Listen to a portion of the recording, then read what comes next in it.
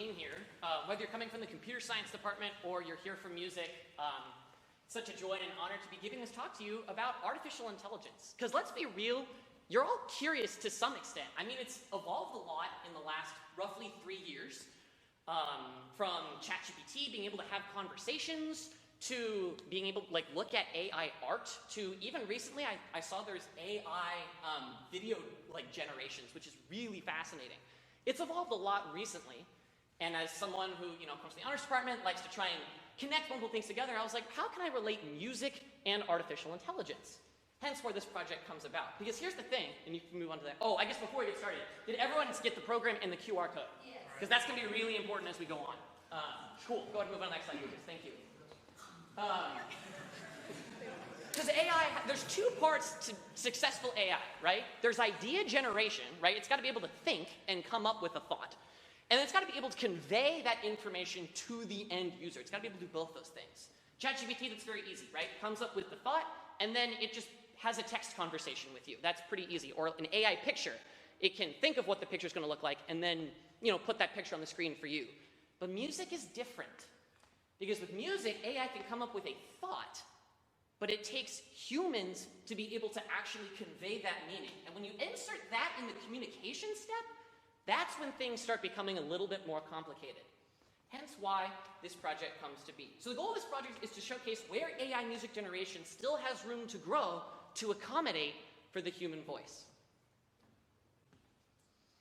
So enter the scene, Deep Bach. This is the name of the AI that I use to generate these Bach chorales that you're about to hear. We'll get to that in a second.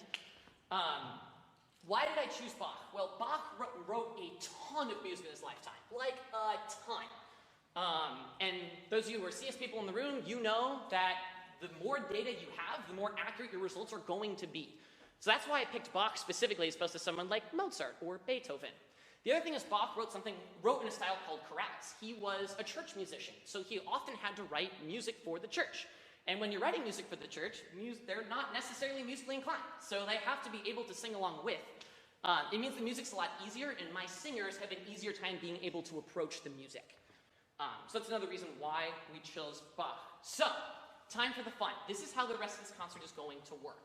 I have 4 sets of chorales, each with 3 harmonizations, one of which will be real Bach, and the other 2 will be generated by AI. You don't necessarily know what the order is. I mean, we do, hopefully.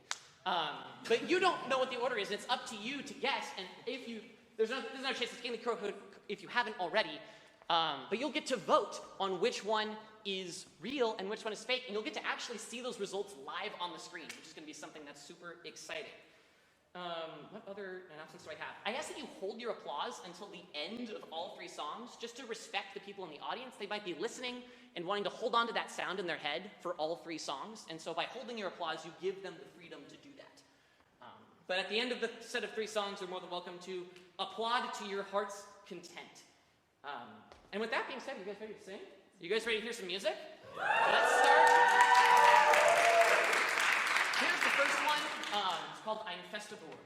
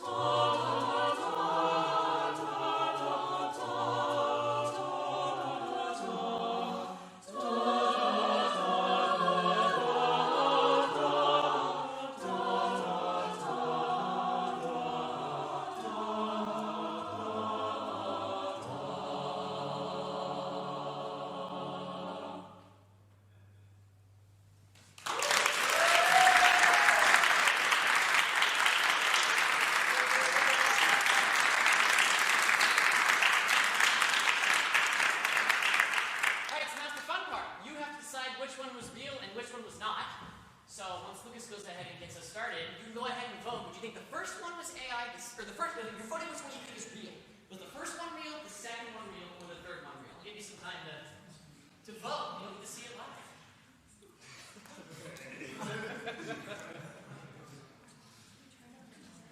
You happen to know like Jeopardy or something like that, Lucas? Just like you not like Jeopardy? Just like, no.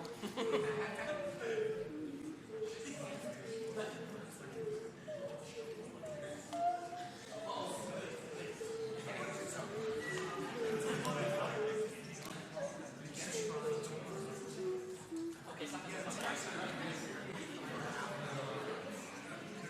We good? The one that was real was...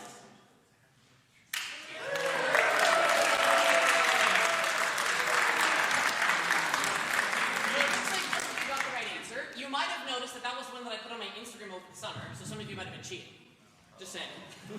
But that being aside, sounds like that's what you guys, for the most part, did pretty well, which is awesome. There's two major realizations I want to talk about when it's trying to distinguish the difference between AI and real Bach music that I found in my research when doing the comparisons. Number one is Bach is not that rhythmically complicated, especially in this style of music. The AI likes to try and compensate for that and thinks I will sound real if I overdo the rhythm. And so then there's lots of these crazy, really fast 16th rhythms. And so if you hear lots of 16th rhythms, it's not that Bach doesn't do them, but it's pretty likely that if it's overused, it's probably not him. The other thing is it's time to talk about cadences. Now, for those of you who don't know about music, you can think of cadence as like a way to shape a musical phrase. There are moments where the music pauses and then continues. There's two types of cadences. There's a half cadence, which I like to use the analogy of English. It's like a comma. So it's kind of like a slight pause, but there's clearly still thought along with the line. And then there's an authentic cadence. And think of that as like your period. That's the end of the musical thought. We're moving on to the next sentence. So for example, in this piece, we are in D major, which sounds like this. And a half cadence, a comma, would probably sound something like this. And then we get the period. Pretty understandable. Makes sense. Feels right in the soul. It's all about getting in your body, all right? Now, in one of the AI arrangements that we did, it wanted to pull from the minor. So the minor would have sounded like this. That's B minor. And the half cadence would sound like this. So a different kind of comma pause. The problem is then the half cadence was in minor, and then the AI tried the full cadence in the relative major. It's almost like using a different piece of punctuation. You notice that doesn't really feel the same. It doesn't feel rooted. It feels like an incomplete thought. And that's something that the AI doesn't really understand. It doesn't really understand how to use the cadences properly to make it really feel like a conclusion in the music. So those are two things you can hear and think about as you're listening to the rest of our music. And we'll go ahead and move on to our next set of music. This is BWV number 392. Here we go.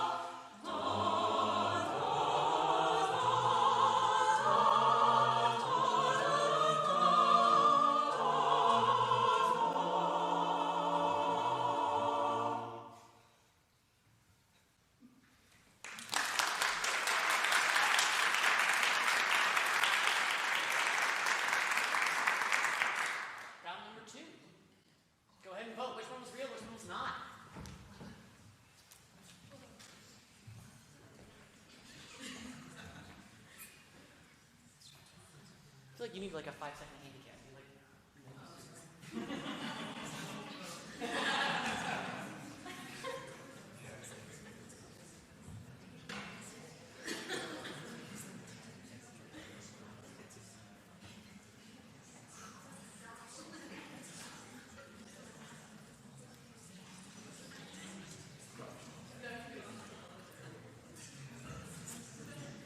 you good?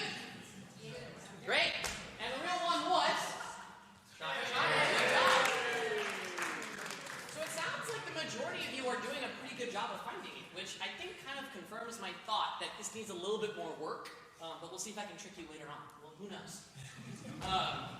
I picked this chorale specifically because there's a lot of high notes that a lot of these parts have to sing. And a lot of times I want to know about the AI is, does it keep those high notes about the same? Does it keep the same level for like how high and how low the person has to sing? Or does it kind of fluctuate a lot more than it normally does? And the fascinating thing in my research is the fluctuation is a little bit more than what Bach typically would do in the normal part. For example, our tenors in this song, the original one, they were singing pretty high most of the time. And I'd say in this one, you also had to dip pretty darn low to your register. And that's something that the AI constantly will do, is there's a lot of jumping around. People who don't really have to jump around so much are the altos, but they have the harder challenge of having notes that are so close together in their part. And so it's actually, I would argue, a lot harder than having a bunch of big jumps, because having to 2.5 steps is really, really, really difficult. In terms of vocal agility, the people who have the hardest job, I would say, are the basses. Because the basses have to sing at the literal highest note in their staff, and Zach often looks at me freaking out whenever that happens. Because then often right afterwards he's going, and like having to jump way down into the register, and that's very, that's probably yeah, it's not, do you guys like that? No. Well, here you have it. So, let's go ahead and move on to our next chorale. This is BWV 430. Wenn mein Stündlein vorhanden ist.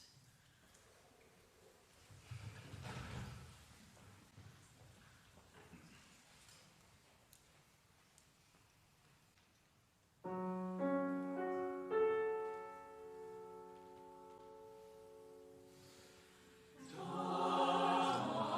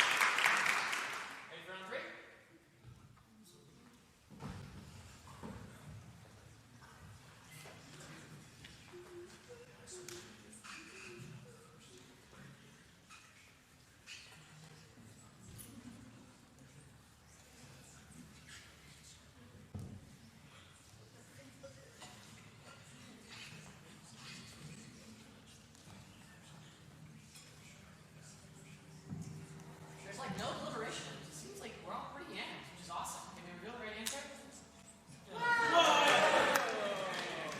Getting good at this. Getting good at this. This one also had some interesting moments with those credential phrases, if you noticed. More importantly, it's adding information to moments that should have been a pause. It's like, let's go ahead and pause, but also let's just have the tenors do like 5 million extra notes in between the pause. It's like someone like cutting people off or something like that. I don't know. It's weird and it's frustrating. Also, it just had some like you guys. There were just some like really weird ways that some of these chorales just ended. It just the one I hear the rustling, the murmuring, just like the really half-step distance between the tenors and the basses was just like weird and not something that Bach would ever do. Not something really any composer would ever do. But more importantly, with these cadential phrases also, there weren't really a lot of like half cadences, those comma moments I was talking about. It was kind of a lot of just like boom, boom, boom. Like I went to like the 5. I went to the store. I bought bread. I brought the bread home. The bread was good. Like we can have a conversation, but it's not a rich conversation. It's not an exciting conversation. So likewise, the music's not as exciting. And that's something I've also found often in my research. Let's go ahead and move on to our final chorale. No crush, this is Dr. Stolman's favorite. And if you're familiar with Bach, you might know this one. This is Jesu meine Freude.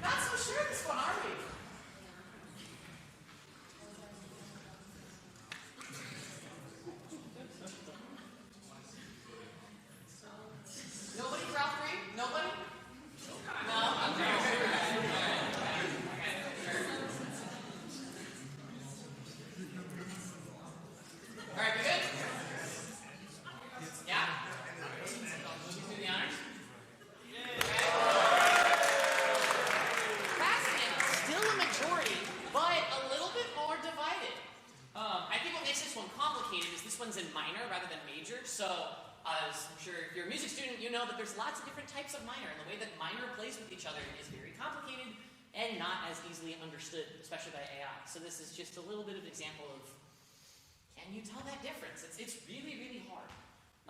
The other thing that the AI doesn't really understand, and I can't wait to show this, and you guys are really excited to show this. They love this part. They love this part of the talk. Here we go.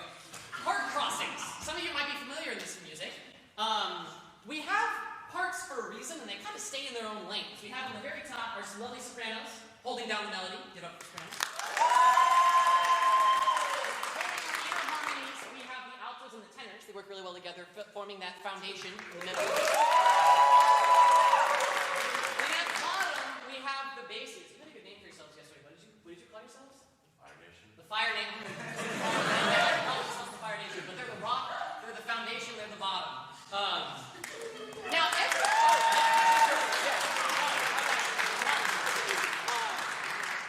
so most of the time they usually stay in their own lanes, but every once in a while, if you want to spice up a chord and there's a certain note in the chord that you really want to accentuate, especially in the middle of the texture, composers will often do this, where then the tenors sing higher than the altos, or sometimes the basses will pop higher than the tenors. And it's a really cool moment, except when you do it incorrectly, because if you do it not right, then you can just tell it doesn't work. So let's go back to that very last one that we just ended on, which is fascinating. It ends on this chord, which, let me clarify, that's not a terrible thing for the AI to end on. It is the key that we're in, but it's how we build it. I'm going to build it from the top down on purpose. You'll see why in a second. Our highest voices are singing a D, and that's the sopranos. Good start. Good start. Next highest voice, singing A. Can the A's please sing? Next time we have the third, sung by. Then finally, we have our root.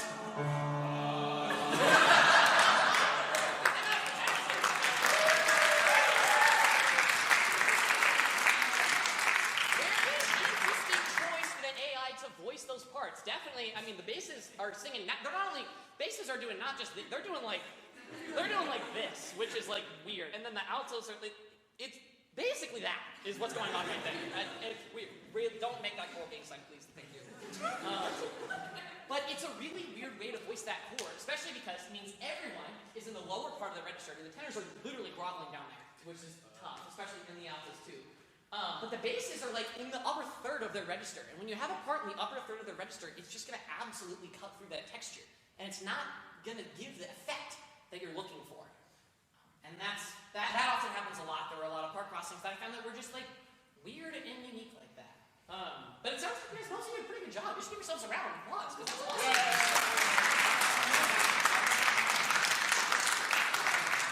Good cat on the top. There you go. But that's it. That's my talk. Thank you guys so much for coming. If you move on to the next slide. That's all my socials. I guess I keep up with them. LinkedIn's like, but it's there. Fine. If you have any questions, I'll be available afterwards to talk to you. If there's anything that you're interested about and interested in knowing more about. But if you have a question later and you want to come up with it, my emails are there. I'm also about to graduate, so I figured I'd probably put my personal email up there as well. If you're a computer science student and you're coming here for the computer science side, the top QR code is the GitHub repository if you're interested in checking that out. If you're a coding person and you wanted to see all the wrong choices I made, because I'm not a computer science student, so I got by with what I could, go ahead and scan that. There will also be, I know you're probably hoping it would be a little more technical than it actually was. There will be a paper that will be coming out about Easter time after I reflect on this experience that we've had. That will also go into a lot more of the technical details about the machine learning models that I used and how those were trained and that kind of thing. And program again, in case you wanted the program. Can we sing a little bit more for you? So my music theory professor had this really fascinating idea. We were talking about it one time in class, because I was like, I'm going to show this off in class, just see what happens. Thank you, Dr. Prop. And so he's like, let's just like play. It's a game we really like. It's called Say Obvious Things About Music. And I was like, let's say obvious things about music with this AI stuff. And we were talking about it. And he was like, oh, I can like obviously tell that that's AI. And I was like, okay, thank you for being so bold about it. Sure. But he said, if you had given me a 3 to 4 second snippet, I don't know that I'd be so confident. So what I've done is we're going to end with one of my favorite choral works of all time. It's called the St. Matthew's Passion. It's actually a great time to be singing it because it's actually meant for Good Friday. So it's the story of Jesus' death, but not resurrection because it's Good Friday. So then Jesus dies, it ends very sad, and then you come back on Sunday to church, and then it's all joyous and happy, as Good Friday is. And that work is about 2.5 hours long, but it's littered with a lot of these tiny chorales all throughout it that are really fascinating and really beautiful. And so I thought, I'm going to take him up for the challenge. So it's time to put your skills to the test, Dr. Croft, because these next 2 songs are the original chorale. So Bach did write them, but I went in and every 2 measures, just changed a little bit. I had AI only write a specific part of it instead of the whole thing. Maybe I rearranged all of the parts, so A through B is going to be singing something different. Maybe I went in and said, I'm only going to change the bass part and see what happens. Maybe I'll only change the inner harmonies and see what happens. And it's up to you to decide in your heart which is AI and which is not. So I guess you get to have that, and I'm just going to give you that. You're just going to get to have that inner battle with yourself and just walk out and just wonder what was real and what was not. Honestly, I'm not gonna lie. I think some of these singers still don't even know what's real and what's not. Let's be honest. Before we go ahead and end, because this is our final piece that I'll then ask you to leave, I will say we do have another some students giving their vocal recitals in here. So if you do have questions, I would love to maybe chat with you out on the what do you call that? Plaza. The plaza. Thank you. I'd love to chat with you out on the plaza. So if you don't have a doctorate in front of your name, or you're not mom and dad, I'd love to see you. I'd love to chat with you outside afterwards. Sorry, mom and dad get priority. I think that's understandable. That's fair.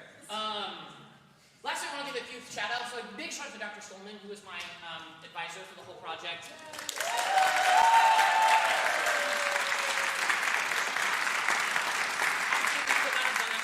You've been a huge blessing and a huge gift, and you keep me in check, which is I'm a little too ambitious. So I appreciate you toning me down. Also, my other academic advisor is Dr. Eric Schmidt, who's the advisor for the honors program. So thank you so much for all of your time and encouraging me to do this project. Finally, can we give one huge round of applause for these singers?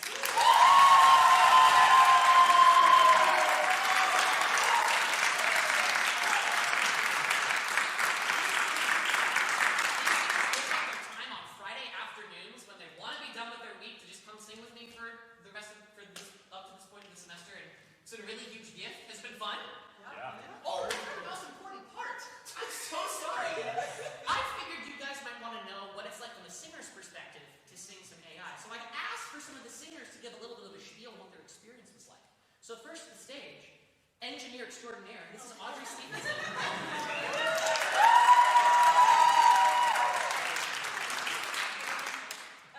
So this project, it's been very challenging, but also rewarding in many ways. As Trevor mentioned, the chromaticism has been so challenging. Normally when you're in choir, you can listen to other parts around you to find where your note fits within the chord. That's not always the case, especially at the first chorale that we sang. If you're off by a half step, sometimes you don't know where you're supposed to come back in until the end of the phrase. But it was a great challenge and to try and get through those difficult parts. I've also had to rely a lot on listening to my partner Lily when we're singing and muscle memory instead of just my ears to know the intervals in between the notes. So that's been, as a musician, a great benefit of this project. But I've just enjoyed this experience a lot, getting to sing Bach with so many talented people, seeing them all struggle and challenge. But also, we worked through it and created some beautiful music. And I also have just really enjoyed getting to learn about AI through this experience and seeing how technology is progressing music. But also, Bach was a musical genius, and AI is not at the level to replicate him yet. So it's given me a new appreciation for those classical standards. Yeah. We're going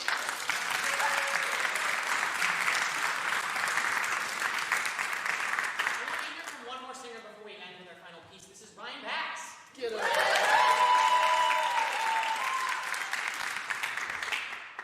Trevor said, in a lot of music, you have this line that you kind of sing, and it feels like breathing in and breathing out. And every line you kind of go in, go out, and kind of just flows. But in all of this music, with especially all the pieces with like that are mainly the AI, it feels like you're breathing in, and then you don't breathe back out. You're breathing back in again and again, and you don't really feel that finish of the line. And as good choir students, you kind of learn to be like, okay, here's the pattern, it's moving in this way. You kind of start to understand that as you sing more and more music. But this just threw everything out of the window. You think you're going to go one way, you're going down, but actually you're going to jump back up above the staff, hit a high A out of nowhere, and then go back down the next second. And that's just what the AI really taught us. So it really taught us how to be like better singers, be on our feet, because we're always moving. We're not listening to these patterns, like Audrey said, listening to the other parts like finer way. So we're just kind of swimming at our own pace in an ocean full of darkness. But it was still a great time to like understand this music and kind of see that AI still has a lot of places to go to kind of be able to take the emotion of music and replicate it in a good way. Yeah.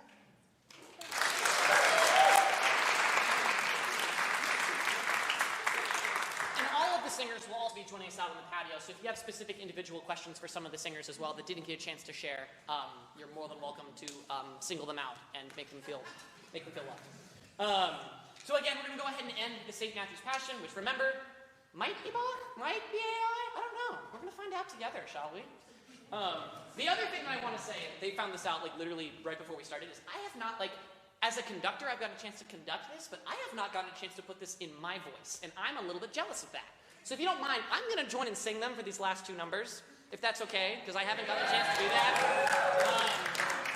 But here we go. Let's go ahead and stand. And this is the St. Matthew's Passion, written by Bach or AI.